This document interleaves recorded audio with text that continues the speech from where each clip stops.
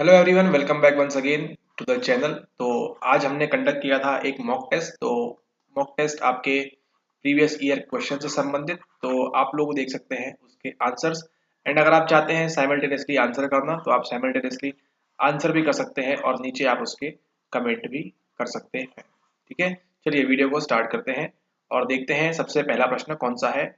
ये रहा आपके सामने प्रश्न number 1। Who among the following is credited with proposing the investment theory of creativity? निम्नलिखित में से किसे सृजनात्मक के निवेश सिद्धांत का प्रतिपादन करने का श्रेय जाता है? गेट्जल्स और जैक्सन, कॉफमैन, वालच और Kogan, Sternberg. Getzels and Jackson, Kaufman, Wallach and Kogan and Sternberg. So इसका राइट आंसर क्या होगा?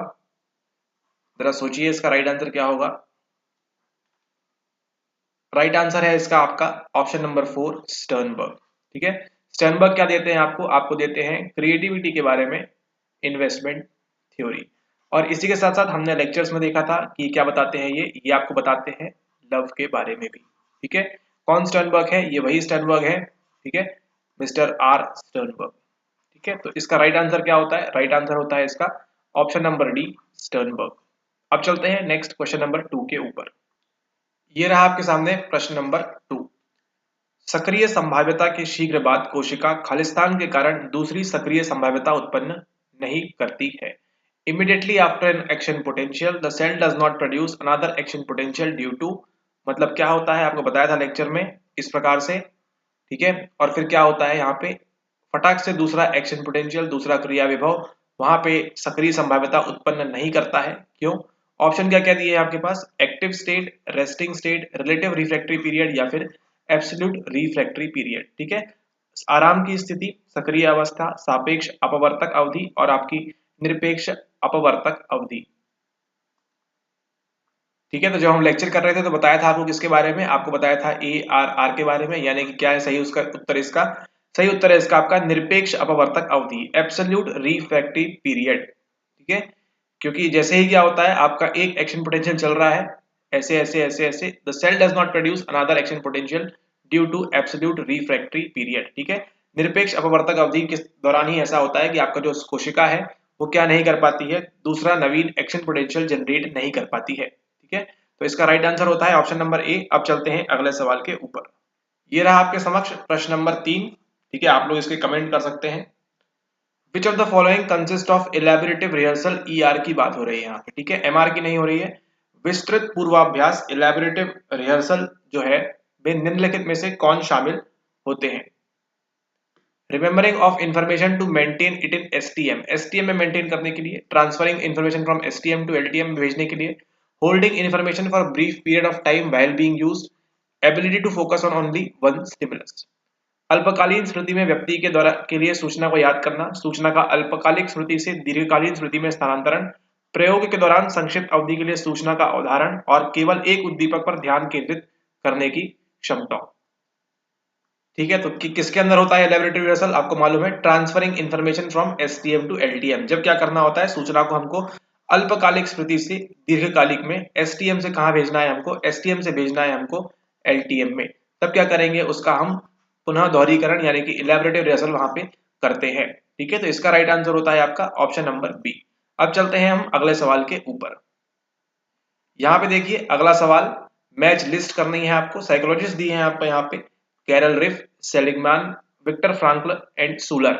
Psychological wellbeing, signature strength, post traumatic growth and online inhibition effect, ये आपको कराया हुआ है। ठीक है, आपको क्या करना है? आपको केवल मैच करना है। कैरल रिफ के साथ कौन जाएगा और सेलिगमैन के साथ कौन जाएगा, सूलर के साथ कौन जाएगा और विक्टर फ्रैंकल के साथ कौन जाएगा। ठीक है, तो जैसा कि बताया था आपको 2004 में आई थी आपकी सुनामी, है ना?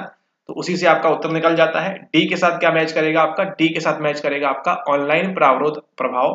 विक्टर फ्रैंक के साथ मैच करेगा आपका पक्ष अभिघात वृद्धि। सेलिगमैन बताते हैं आपकी हस्ताक्षर शक्ति के बारे में, थोड़ा सा हिंदी यहाँ गौर करिएगा, सिग्नेचर स्टाइल की बात करते हैं वो। और कैरल रिफ किसकी बात करती है? बात करती है आपकी मनोकुशलता के बारे में। ठीक है, तो इस हिसाब से सही उत्तर क्या होता है आपका? A1, B2, C3 and D4। A1, B2, C3 and D4। तो ऑप्शन नंबर ए क्या हो जाता है आपका यहाँ पे? राइट आंसर हो जाता है। अब चलते हैं हम अगले सवाल के ऊपर। अगला सवाल देखिए फिर से क्या बोल रहा है यहाँ पे। Which of the following sequences of Bandura's observational learning is correct. Bandura किसके बारे में बताते हैं आपको? आपको बताते हैं ऑब्जर्वेशनल लर्निंग के बारे में, यानी कि प्रेक्षण परक अधिगम, अवलोकनात्मक अधिगम के बारे में बात करते हैं। कौन सा अनुक्रम यहाँ पर सही है? ठीक है, आपको याद है, याद कराया था वहां पे। ठीक है, जब क्या करते हैं, आप जाते हैं रेस्टोरेंट में खाना खाने के लिए, ठीक है, वहां पे आपको मिलता है क्या? वहां पे आपको मिलता है डोसा। तो इसके आधार पे आपको क्या होगा, आपको पूरी कहानी याद आ जाएगी और उस हिसाब से राइट आंसर क्या होता है हमारा? Attention process, retention, production and then motivation. अवधान प्रक्रिया होगी, प्रतिधारण होगा, उत्पादन होगा और उसके लिए क्या चाहिए आपको? यहाँ पे अभिप्रेरण चाहिए। तो फिफ्थ का राइट आंसर क्या होगा? फिफ्थ का राइट आंसर होगा आपका ऑप्शन नंबर ए। अब चलते हैं हम अगले सवाल के ऊपर। अगला सवाल देखिए क्या बोल रहा है यहाँ पे आपसे पूछता है projective measures particularly ink blot test index which of the following. ठीक है, आपकी जो प्रक्षेपक माप है शुरुआत कहां से होती है? 1921 से। विशेषतः स्याही धब्बा परीक्षण देखिए निम्नलिखित में से किसका मापन करता है? तो जो आपका स्याही धब्बा परीक्षण है, ठीक है, वो किस चीज का मापन करता है? आपके यहाँ पे आपको चार ऑप्शन दिए हुए हैं। कौन कौन से ऑप्शन है? नोवेल्टी, कंटेक्स्ट ऑफ क्रिएटिविटी, सृजनात्मकता की बात हो रही है यहाँ पे, सृजनता का नवीनता प्रभाव, सृजनता का अर्थ संदर्भ, क्षेत्र विशिष्ट सृजनता, नित्य प्रति सृजनता, everyday creativity, domain specific creativity, meaning context of creativity या फिर नोवेल्टी कंटेक्स्ट ऑफ क्रिएटिविटी। सही उत्तर क्या है इसका? सही उत्तर है इसका आपका ऑप्शन नंबर बी, सृजनता का अर्थ संदर्भ यानी कि मीनिंग कंटेक्स्ट ऑफ क्रिएटिविटी। ठीक है, तो यहां तक हमने कर लिए 6 सवाल। अब चलते हैं हम अगले सवाल, सवाल नंबर 7 की ओर। ये देखिए यहाँ पे सवाल नंबर 7 आपको दिया हुआ है। A 30-year-old man identified as Mr. KC suffered a serious motorcycle accident. एक 30 वर्षीय केसी नामक व्यक्ति गंभीर मोटरसाइकिल दुर्घटना का शिकार हो जाता है। केसी को कई चीजें याद रहती है पर सब कुछ याद नहीं रहता है। ठीक है, उसको अपने स्कूल का एडमिशन याद रहता है ना, लेकिन उसको अपना जन्मदिन, अपना बर्थडे, उसकी शादी हो जाती है तो अपनी एनिवर्सरी की तारीख उसको कुछ भी याद नहीं रहता है। केसी को यहाँ पे किस तरह का स्मृति लोप है? ठीक है, सिमेंटिक है, एपिसोडिक है, प्रोसीजरल है, वर्किंग मेमोरी है, शब्दार्थ विषय, घटनाजन्य, कार्यविधिक या फिर कार्यकारी स्मृति। क्या होगा इसका राइट आंसर? बताइए। राइट आंसर होगा इसका आपका ऑप्शन नंबर 2, एपिसोडिक, यानी कि घटनाजन्य स्मृति की बात यहाँ पे हो रही है। ठीक है, अब चलते हैं हम अगले सवाल के ऊपर, प्रश्न नंबर 8 के ऊपर। यहाँ पे देखिए प्रश्न नंबर 8 में क्या पूछ रहा है आपसे? प्रश्न नंबर 8 में पूछ रहा है आपसे, किया हुआ है हमने, the psychosocial stage of intimacy versus isolation is preceded and succeeded by which of the following. यानी कि पहले क्या आता है और बाद में क्या आता है? क्या क्या दिए हैं ऑप्शन आपके पास? Generativity versus stagnation, identity versus identity confusion, industry versus diffusion. यहाँ पे देखिए सवाल, मनोसामाजिक चरण घनिष्ठता बनाम एकाकीकरण, है ना, निम्नलिखित में से किसके बाद और पूर्व में आता है? उत्पादकता बनाम ठहराव, आत्म पहचान बनाम पहचान भ्रम, उद्यमता बनाम विसरण। तो क्या होगा इसका राइट आंसर? राइट आंसर होगा इसका ऑप्शन नंबर 3, केवल बी और ए, यानी ऑप्शन नंबर सी इसका राइट आंसर है। अब चलते हैं हम अगले सवाल की ओर। ये रहा आपके सामने प्रश्न नंबर 9। प्रश्न नंबर 9 क्या पूछ रहा है? Which of the following is are correctly associated with Plato's idea of chariot that is pulled by 2 horses. निम्नलिखित में कौन प्लाटो के 2 घोड़ों द्वारा खींचने वाले रथ के विचार से उचित रूप से संबंधित है? ए बी सी डी, यहाँ पे आपको मैच करने के लिए दिया हुआ है। इसका तो सही उत्तर क्या है? सही उत्तर है इसका ऑप्शन नंबर 3, केवल बी और डी। अब चलते हैं हम अगले सवाल की ओर। अगला सवाल देखिए क्या पूछ रहा है आपसे, ये भी हमने किया हुआ है, अच्छे से आपको समझाया हुआ है, एक्सप्लेन किया हुआ है। Which one of the following statement does not apply to normal probability curve. निम्नलिखित में कौन सा कथन प्रकृत प्रायिकता वक्र पर लागू नहीं होता है? It is bilaterally symmetrical, it is bell shaped, its skewness is zero, its kurtosis is zero. यह द्विपक्षीय दृष्टि से सममित है, यह घंटी के आकार का है, इसका वैषम्य शून्य है, इसकी वक्रता शून्य होती है। ठीक है, क्या पूछ रहा है? Not apply. तो राइट आंसर क्या होता है? Option number D. यहाँ पे देखिए अगला सवाल, which of the following are not the attributes of mindfulness. ठीक है, आपको कराया है ये वाला सवाल, patience, judging, trust, acceptance and attachment. क्या है सही उत्तर इसका? Option number C, B and E only. यहाँ पर देखिए प्रश्न नंबर 12 क्या बोल रहा है? Which of the following about acculturation is not correct. पर संस्कृतिकरण के बारे में निम्नांकित में से कौन सा सही नहीं है? ठीक है, C only, A and B only, A B C only या फिर डी ओनली। इसका सही उत्तर क्या है? सही उत्तर है आपके इस 12 नंबर के प्रश्न का option number 2, A and B only. It involves sticking to one's cultural belief, ऐसा नहीं होता, दूसरी जगह भी जा सकते हैं। It involves displaying prejudice toward people from different cultures, ऐसी बिल्कुल बात भी नहीं है। तो ए और बी क्या होता है आपके एक्लचरेशन में नहीं होता है। अब चलते हैं हम अगले सवाल के ऊपर, यानी कि प्रश्न नंबर 13 के ऊपर। यहाँ पे देखिए प्रश्न नंबर 13 क्या बोल रहा है, the mean can be misleading if a distribution has, मध्यमान भ्रामक हो सकता है यदि वितरण में खालिस्तान पाया जाता है। इसका सही उत्तर क्या होगा, आपको एक करके दिखाया था किस प्रकार से होता है। ठीक है, marked skewness, large number of scores, few extremely high valued scores, small number of scores और फ्यू एक्सट्रीमली, है ना। तो यहाँ पे पूरा खेल किसका हो जाता है, आपके फ्यू का हो जाता है, यानी कुछ का, कुछ अति उच्च मूल्य वाले प्राप्तांक, कुछ अत्यंत निम्न मूल्य वाले प्राप्तांक और आपका अत्यधिक वैषम्य। ठीक है, तो इस हिसाब से राइट आंसर क्या होता है आपका प्रश्न नंबर 13 का, ए सी एंड ई, यानी कि ऑप्शन नंबर 3 जो है ये इसका सही उत्तर है। अब चलते हैं हम अगले सवाल के ऊपर। अगला सवाल देखिए यहाँ पे, diffusion of responsibility is a hypothesised cause of, उत्तरदायित्व का विसरण निम्नलिखित का उपकल्पित कारण है। Identity formation, prosocial behaviour, bystander effect, compliance या फिर शेयरिंग बिहेवियर। अस्मिता निर्माण, प्रसामाजिक प्रो सोशल व्यवहार, दर्शक मात्र प्रभाव, अनुपालन, शेयरिंग साझा व्यवहार। सही उत्तर क्या है इसका, आपके इस 14 नंबर के प्रश्न का सही उत्तर क्या है। सही उत्तर है इसका आपका ऑप्शन नंबर 1, केवल बी और सी। ठीक है, उत्तरदायित्व का विसरण डिफ्यूजन रिस्पॉन्सिबिलिटी में क्या मिलता है हमको, प्रो सोशल बिहेवियर मिलता है और आपका दर्शक मात्र प्रभाव हमको मिलता है। ठीक है, अब चलते हैं अगले सवाल के ऊपर।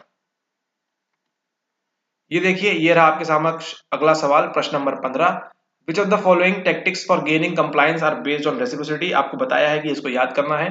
The door in the face technique, that's not all approach, playing hard to get foot in the door, बड़ी मांग रखकर छोटी मांग पूरी करना, यही पर्याप्त नहीं हो पागम, कुछ प्राप्त करने के लिए जोर लगाना, या फिर उंगली पकड़कर हाथ पकड़ने की तकनीक, foot in the door technique. इसका सही उत्तर क्या है, सही उत्तर इसका आपका option number 1, A and B. ठीक है, ये आपको बताया है एग्जाम्पल ट्रेन में क्या होता है। ठीक है, उस हिसाब से आपका ए एंड बी यहाँ पे सही हो जाता है। ठीक है, अब चलते हैं हम अगले सवाल के ऊपर, प्रश्न नंबर 16 के ऊपर। ये देखिए, ये भी आपको कराया हुआ है। ठीक है, यहाँ देखिए, शोधकर्ताओं ने अनेक प्रकार की स्वानुभविक शोध प्रणाली पहचान की है, जिनमें निम्नलिखित में क्या शामिल है, लेक्सोग्राफी सामरिकी, सेटिस्फिशिंग सामरिकी, मानसिक विन्यास, पहलुओं द्वारा निरसन। ठीक है, यहाँ पे आपका पहलुओं द्वारा निरसन, यहाँ पे तो अलग भाषा का शब्द भी इस्तेमाल कर लिया है, निरसन।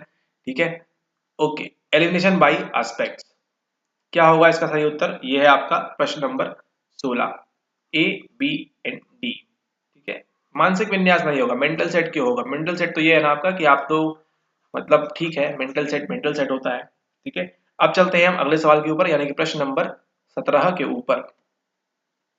ओके, तो ये है वो सवाल जिसका उत्तर देंगे आप लोग, arrange the following in temporal sequence.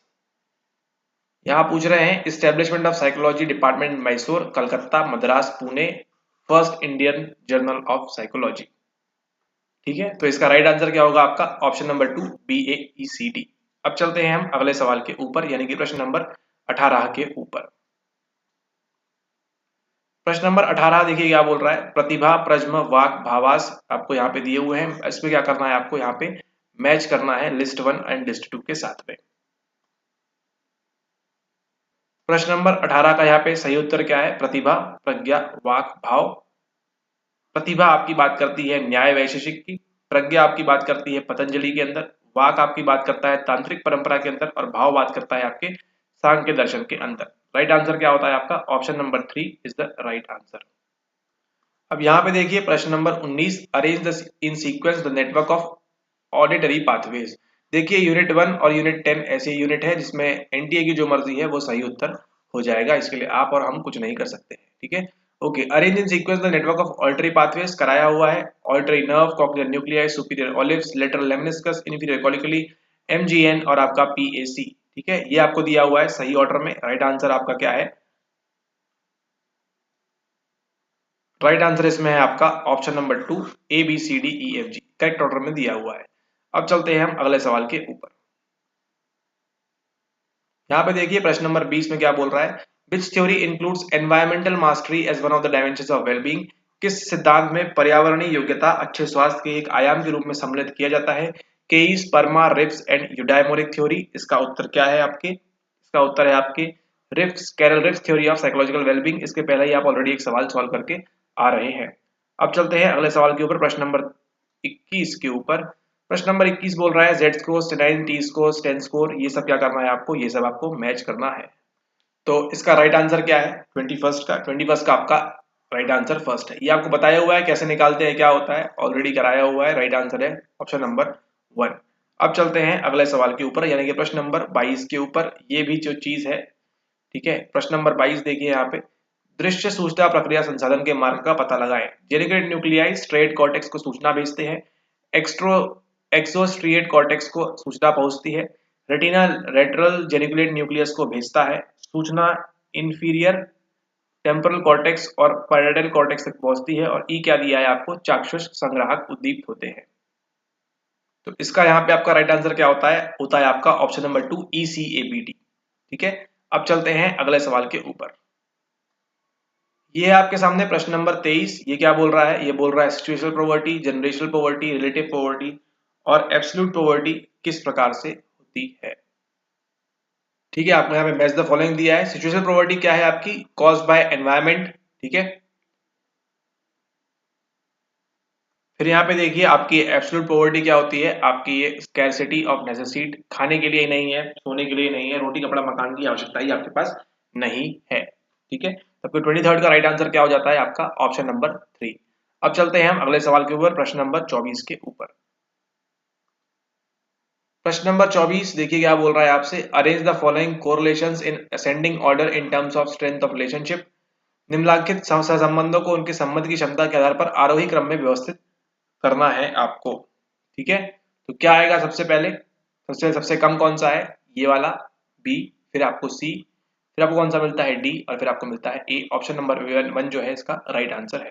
अब चलते हैं अगले सवाल के ऊपर, प्रश्न नंबर 25 के ऊपर। यहाँ आपसे क्या पूछ रहे हैं, according to Master and Johnson which of the following is correct sequence of sexual response. Master और जॉनसन के अनुसार निम्नलिखित में से कौन काम अनुक्रिया का सही क्रम है। Excitement, desire, plateau, orgasm, resolution. ठीक है, 25 नंबर पूछ रहे हैं आपसे, तो राइट आंसर क्या है इसमें आपका ऑप्शन नंबर 1 ACDE। ठीक है, अब चलते हैं अगले सवाल के ऊपर, यानी कि प्रश्न नंबर 26 के ऊपर। ये देखिए प्रश्न नंबर 26 क्या बोल रहा है, give the correct sequence of stages in the relationship maintenance as suggested by Thibaut and Kelley in their social exchange theory. SET की बात हो रही है, सेट एग्जाम की बात हो रही है। थिबाउट और केली द्वारा उनके सामाजिक विनिमय के सिद्धांत में दिए गए संबंध अनुरक्षण में स्तरों का सही क्रम दर्शाए। स्वाधिकारिता पहले होगा, प्रतिबद्धता पहले होगा, प्रतिदर्शन पहले होगा, या फिर संस्थागतीकरण पहले होगा। आपको बताया था सबसे पहले क्या होता है, प्रतिदर्शन होता है, फिर आपको स्वाधिकारिता होती है, फिर प्रतिबद्धता होती है, और फिर संस्थागतीकरण होता है। ऑप्शन नंबर 2 जो है इसका, बी जो है इसका राइट उत्तर होता है। ठीक है, अब चलते हैं हम अगले सवाल के ऊपर, यानी कि प्रश्न नंबर 27 के ऊपर।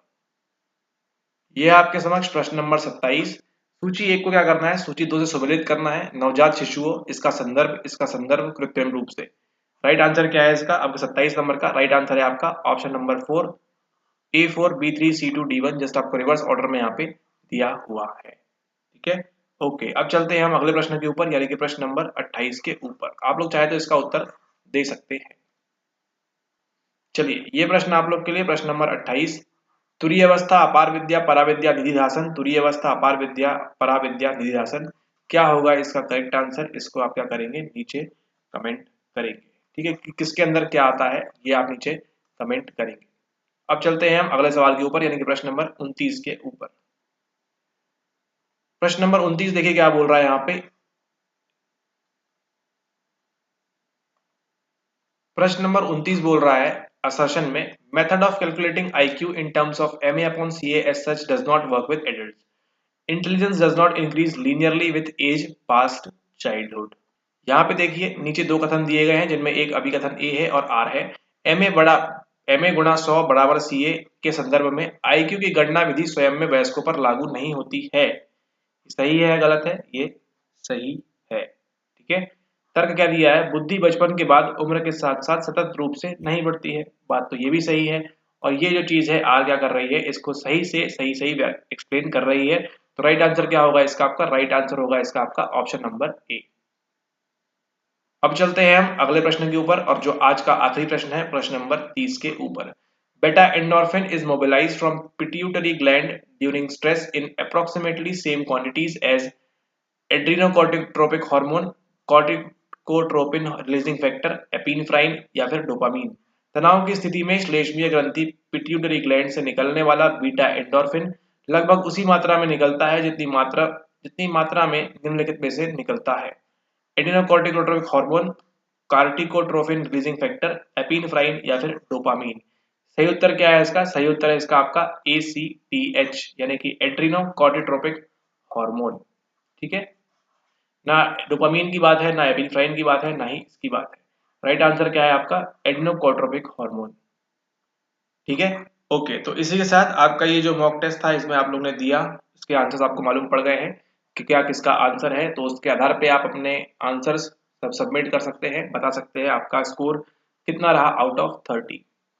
ठीक है, और जो लोग आप लोग इस वीडियो के साथ साथ दे रहे थे टेस्ट या आंसर्स का प्रयास कर रहे थे, उनको भी मालूम पड़ जाएगा कि उनके क्या स्कोर्स है, तो वो अपने स्कोर्स भी नीचे कमेंट कर सकते हैं। ठीक है, subject to own description. And मिलते हैं आपसे नेक्स्ट वीडियो में, बात करेंगे हम कुछ और सवालों की। ठीक है, और फिर आप सभी को एग्जाम के लिए ऑल द बेस्ट। डेट जल्द ही आती होगी, रास्ते में है, घर से निकल चुकी है, आती होगी। ठीक है, ऑल द बेस्ट आप सभी को and thanks for watching. Video पसंद आया तो लाइक करिए, ठीक है, शेयर करिए अपने फ्रेंड्स के साथ, हिंदी, इंग्लिश और कौन सी तीसरी भाषा में पढ़ना चाहते हैं वो, और सब्सक्राइब अगर अभी तक नहीं किया है तो सब्सक्राइब कर दीजिए। इसी के साथ आकाशवाणी का ये सेशन समाप्त होता है।